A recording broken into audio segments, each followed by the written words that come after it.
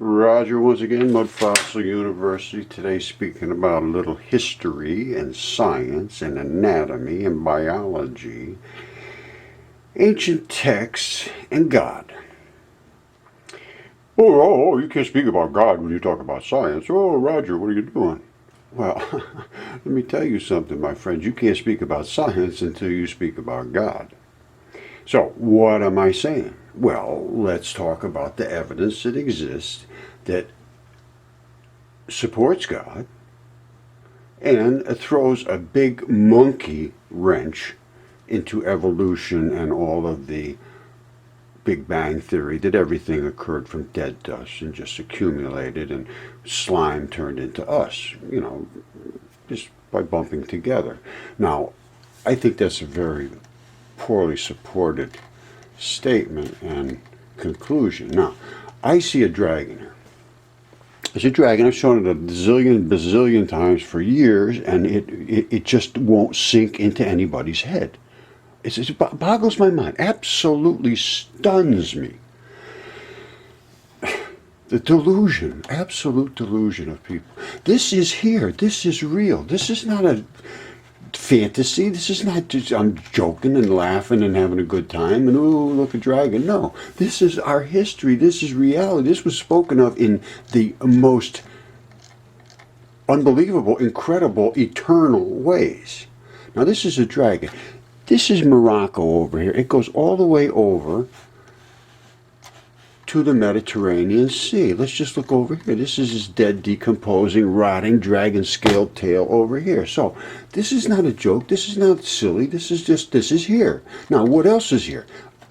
Next to this gigantic red dragon, spoken of in a text I will talk about momentarily. Ooh, it's a gigantic fish.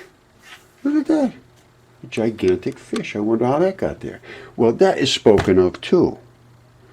And it is his tail over here, and there's his little fins, and the dragon was attacking that fish and trying to destroy it,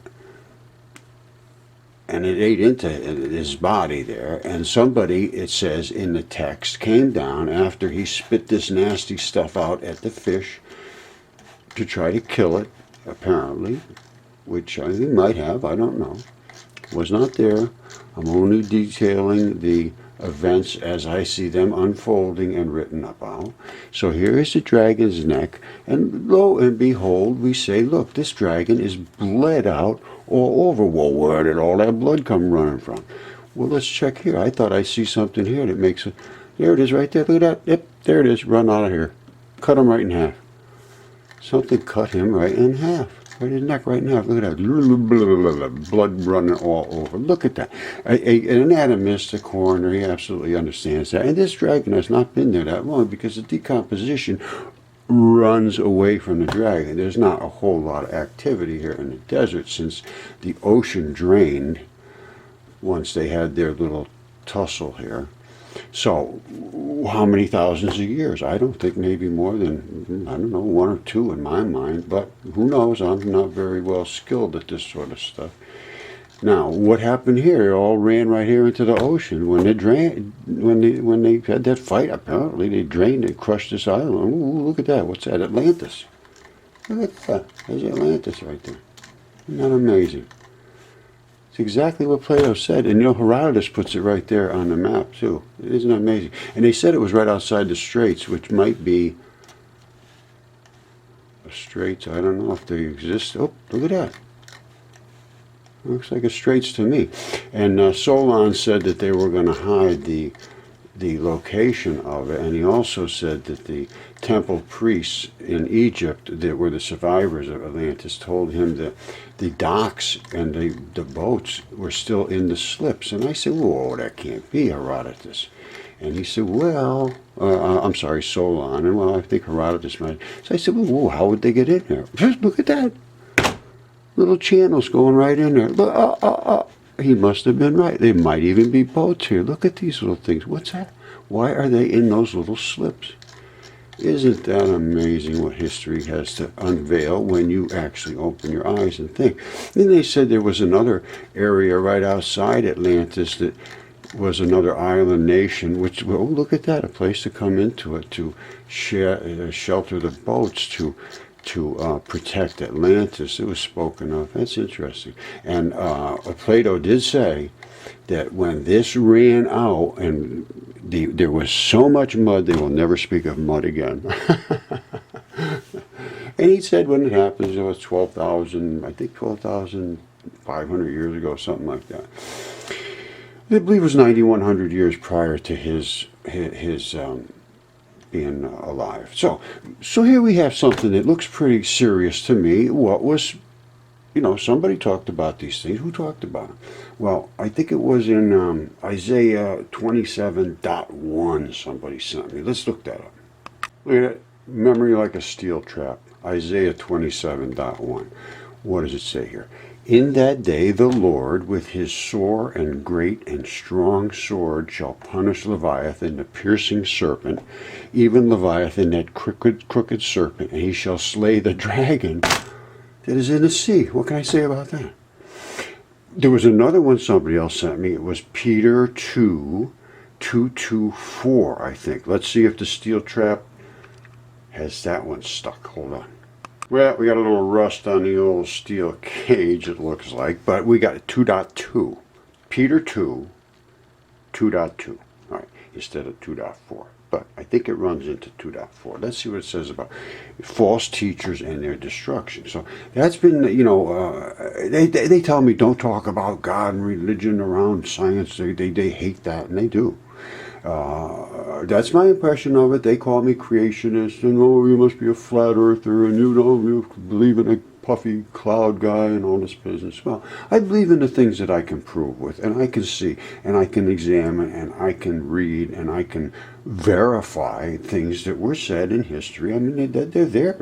You can't deny that they were written. I mean, they were written in many different ways, in many different places, and on many different media, papyrus and clay tablets, and scribed into walls, and I mean, everywhere. They were everywhere, in paintings and imagery, and I mean, there's illuminated texts on vellum with scribes writing for their whole life, writing out 2 or 3 pages. I mean, this is some serious stuff to them, and it is now extremely serious to me. You may think it's silly, and you may follow the false prophets of the long ago time. They said there was false prophets. They led all the people away from God, and they did. And the teachers are doing the same thing. And that's exactly what it says. I didn't make these words up. It's not my words. It didn't come from me.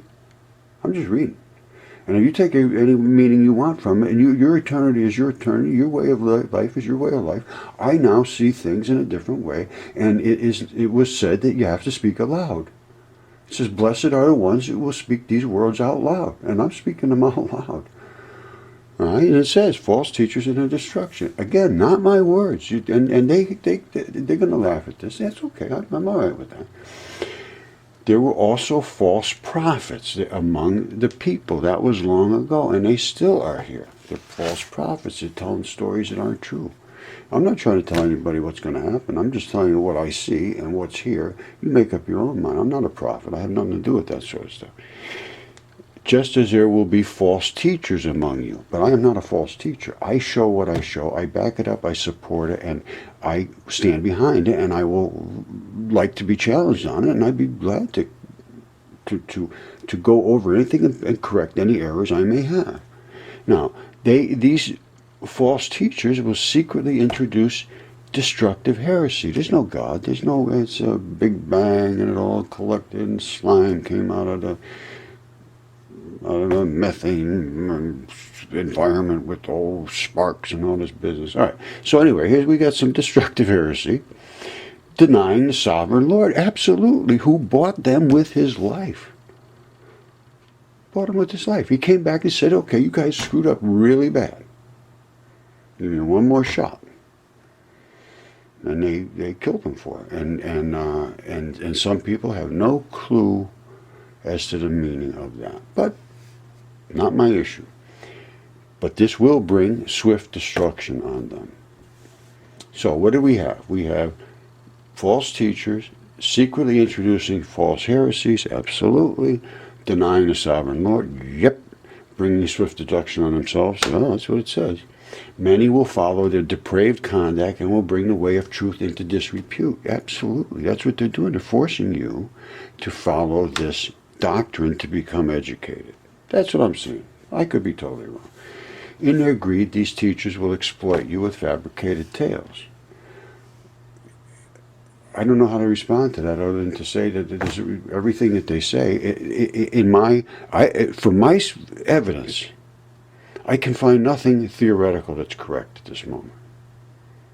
From the speed of light to the atomic model, to the history of the Earth, to comets in space, to dragons and fish, and the ancient texts and mummies that are inside of statues, and gorgons that could petrify creatures, just like they said in Medusa. Giants, DNA tested cat skin. All right, so these are not fabricated stories. My stories have substance. Well, that's all I can say. My stories have substance. Their condemnation was written about long ago, and it's hanging over them. The destruction has not been sleeping. Not my words. But when I put the pieces of the puzzle together, I see what happened here. In my mind, I could be totally wrong, but I've done an awful lot of research. I would say more than anybody else probably on the whole entire planet. And if you read Pistis Sophia and you find out about the 12 saviors and the regions and the zones and the emanations and the helpers and the branches and all of their powers and their authorities and their regions and zones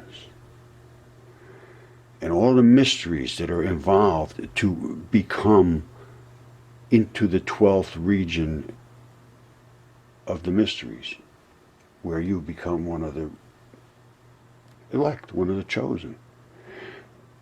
Just to get into the first mystery is unbelievable how much study you have to do. We were put here to study these things, to learn. They said, don't worry about it, have a good time. Yeah, it's like Pinocchio. Go out there on Donkey Island. Don't worry about a thing, man. Just have a good time. Well, it worked. And nobody studied. All right, so now we're at a point where you say, well, all this business about their greed and the teachers, and they exploit you with their fabricated stories and so forth. And I can actually see all that is true, really. I mean, in my mind, it's true. And the destruction has not been sleeping. I have no idea about that. But I want to show you something about why I think this has merit. All right. I am not just a Bible toter that doesn't believe anything but what it says in the Bible. I believe that the Bible derived a lot of its content from the ancient texts. So let's start from the beginning. In the Bible, it talks about chaos, absolutely chaos. Well, chaos was actually Gaia, and she mated with her own self and ended up with titans, and then there was gods, and then there was heroes. And all of that stuff was written about, and I believe every word of that was very, very, very true. There was obviously the dragon, the fish. There was giants that I found and had a DNA tested. So don't tell me they're not true. I got a zillion of them, and they're all over the place. So it's not even a question anymore. Now, then there was talked about aliens from Nibiru and the Anunnaki, and they came here to get the gold. And then there's a whole lot of stories about lies and snakes and deceptions and religions that were sprouted up and gods and so forth. And then there was Christ came and awoke everybody's souls and said it's time to get out of this kind of a way of living, because the guy that set this up doesn't like this, and he's going to come down here and wipe you people out if you don't pay attention. I mean, that's what it says. I'm just saying, relating to what I take out of all of these ancient texts. And I don't care how you live your life, because I got it all figured out myself. Now, you can do whatever you want, but I'm trying to get people to understand this. The more people we can get to understand this, the sooner we can close this case and get on with actually life where it's a comfortable, climate controlled, you get what you want, everything's good. That's where heaven is. I'm telling you right now, once you get ascend into the light realm, it's all ice cream. You're good to go. But if you go the other way and you don't go into the light realm, where you can control your molecules, you go into the realm of decomposition, of filth and rot. And that's where we are right now. We're at the top of that pile, and it gets worse. That's what I'm saying. You could take anything away from this you want. So I don't care how you react. It's up to you. It doesn't matter. But what we got is the dragons, the fish, the giants, the snakes, the deception, the religions. Then disaster and death, giants killing and eating everybody on the whole planet. Then God sent a flood. He says, that's it, we're done with this. Flooded the whole thing, cleansing. Then greed came afterwards. He says, okay, we're going to start over. Pay attention. Here's the rules. Enoch wrote all the rules. Read them. Just sit down and read them all the time and start to read. Well, they hid the rules. They got rid of all that stuff. Greed took over. Christ finally came down to awake everybody, and of course he paid the price. Organized religion took over and perverted everything that was good back to, pedophilia and taking over and killing all the birds in the courtyards to keep them from waking up the Pope in the morning. I mean, just absolute tyranny and terrible, terrible way of addressing religion. And it's still continuing to this day. Has not totally changed. Hasn't changed a whole lot, actually, at all. They perverted and they hid the truth around, in the 300 AD area with the Council of Nicosia, and they said, okay, this is the only thing you can talk about anymore. Get rid of all the other stuff and ruin it. Get rid of it, burn it up. Well, they hid it. And that's the Dead Sea Scrolls and Nag Hammadi texts. Those are the things that were the end of time things. This is what Enoch said. Here's what you're supposed to do. Here's what the Book of Giants says. Here's what the Dead Sea Scrolls, and I mean, they have all kinds of correspondence between. There's 850 texts in one, I think 1,000 in the other. I mean, it's a total huge amount of text found, believe it or not, immediately after the Jews were slaughtered. All right, so they hid them 1,700 years ago. Nazis slaughtered the Jews. It's kind of a strange coincidence. And then the next year, they found all these texts. 2 different places. I mean, more than that. They just popped out of the ground. These are end times texts. This is, hey, these things are going to come to happen. And they seem to be. So let's talk about what is happening.